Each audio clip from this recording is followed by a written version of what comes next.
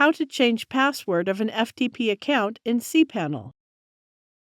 If you wish to change the main root FTP account, you need to change the password of your cPanel account. To change the password of a specific FTP account, keep watching this tutorial.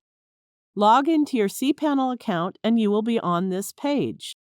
Go to the Files section and click the FTP accounts. Now scroll down to the FTP accounts section. Here locate the FTP account whose password you wish to change. Then click the Change Password. You can either enter the password manually or generate a password automatically. To generate a password, click the Password Generator button. Copy and save this generated password in a safe place. After saving the password, check this box and click the Use Password button. Click the Change Password button.